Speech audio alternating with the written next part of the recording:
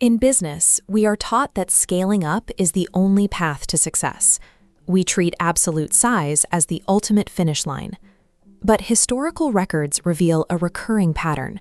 For the world's most expansive entities, reaching their greatest physical extent was often the exact moment they began to unravel, really lost between 93 and 99.9% of their landmass.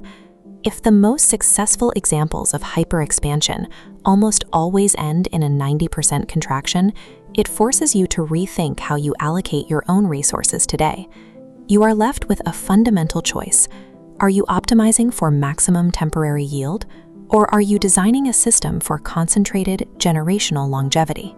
By analyzing the trade-offs these fallen powers made, we can identify how aggressive growth eventually transforms from a strategic asset into the primary driver of a system's decline. The Mongol Empire was built on a single, uncompromising priority: absolute speed. Their model required massive inputs of mobility and military aggression to acquire a contiguous landmass that stretched across nearly the entire continent. In the short term, this focus on speed allowed them to achieve unparalleled scale and absolute market dominance in a fraction of the time it took their competitors to expand. However, they prioritized physical acquisition over the administrative infrastructure needed to actually govern it. They grew faster than their own internal systems could keep up with. Because they lacked a governing structure to hold the territory together, the empire fragmented almost as quickly as it grew. Today, Mongolia holds only 1.5 million square kilometers, a 93% loss from its peak. Reaching a massive scale through pure aggression creates a footprint that is too heavy to manage and eventually impossible to sustain. Spain, France, and Britain took a different path.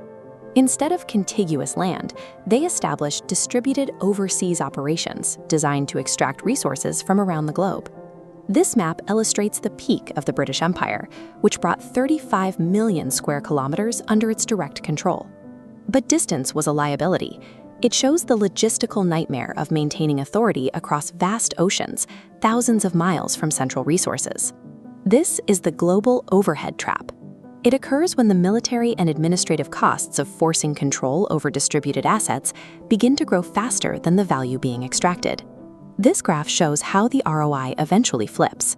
The wealth generated by these colonies was eventually overtaken by the exponentially rising cost of defending and maintaining them. For all three empires, the math forced a retreat. They each suffered a contraction of 98 to 99%, leaving them as relatively small nations focused on their own domestic borders. When physical assets are too distributed, they stop being a strategic advantage and become a fatal financial liability. The final entity on the list provides the most extreme example of contraction. It lost nearly 100% of its physical land across Europe. But unlike the previous empires, the Vatican didn't collapse under its own weight. Instead, it executed a deliberate strategic pivot. They willingly abandoned their massive territorial claims and the hard power that required constant maintenance. In its place, they leaned into centralized ideological authority, pure soft power. The outcome was the creation of the smallest independent nation on Earth. By consolidating into this tiny physical footprint, they managed to retain influence over billions of people with almost no territorial overhead.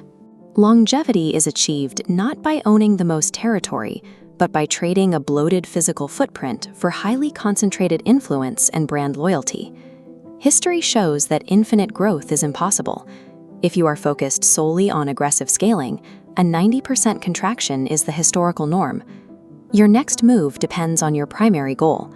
For short-term yield and peak wealth, build aggressively, but plan an exit before logistical costs force a collapse.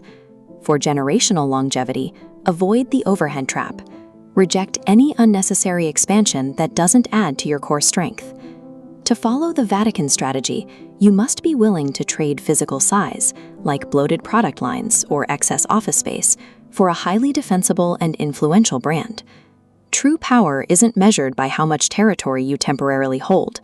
It's measured by how much influence you retain when the territory inevitably recedes.